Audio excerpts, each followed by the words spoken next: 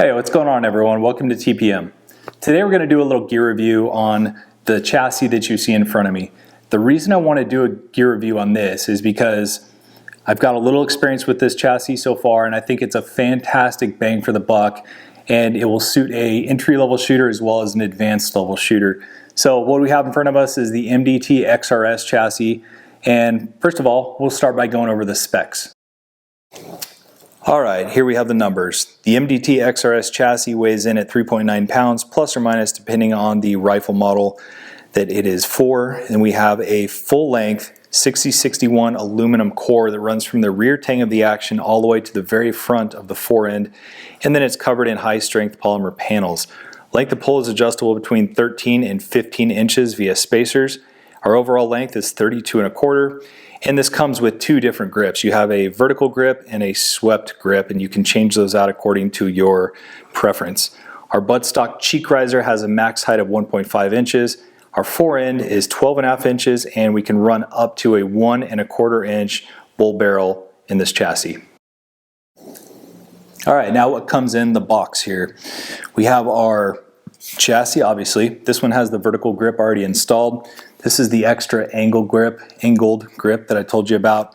Then we have these extra buttstock spacers right here. Here's two of them, and it already has 3 installed. This chassis was actually used to shoot in an NRL competition last weekend, and the guy who shot it, Larry, he loved it, and I think he wants it back as soon as I'm done doing this video review.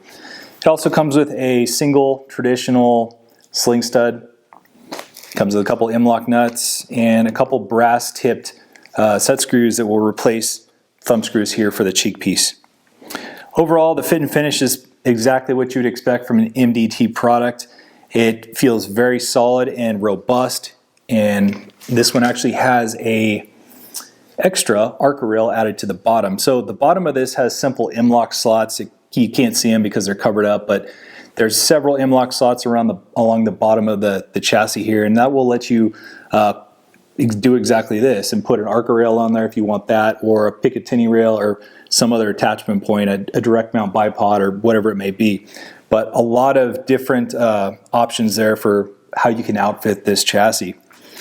So the magazine release is a very nice paddle. It's got good feel to it, and it does a very good job of holding those AICS magazines in there.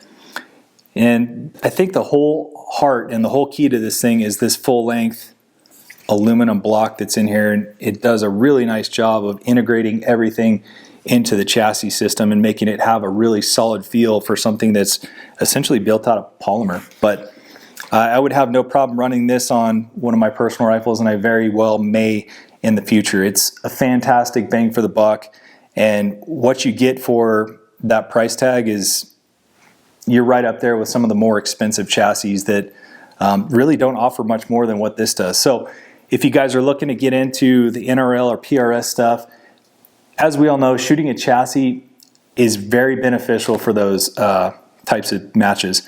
So it allows you to balance these things out. You can put M-lock weights up here to get a more center balance on the rifle, and that helps you shoot off barricades and the positional shooting bags and whatnot. But this would be a great first step into either a chassis rifle, or if you want something to shoot in one of those competitions like I just said.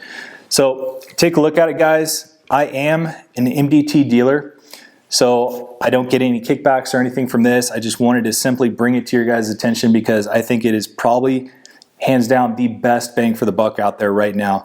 I know there's some other cheap chassis, but none of them have the quality and the fit and finish and just the ruggedness that this chassis does. It's pretty impressive when you get it in your hands. It feels like it should cost well over $1,000, and it doesn't. It's half of that. So I hope you guys liked that and found it informational. There's a bunch of products out there that have just come to market after shot, and I'm trying to get my hands on some of them to do gear reviews on those. But for the meantime, we'll just keep going through stuff like this, and I actually borrowed this from one of my buddies to do this review on, and I'm glad that he let me do that because I think it's a great product. So we'll see you guys next time. Thanks for watching.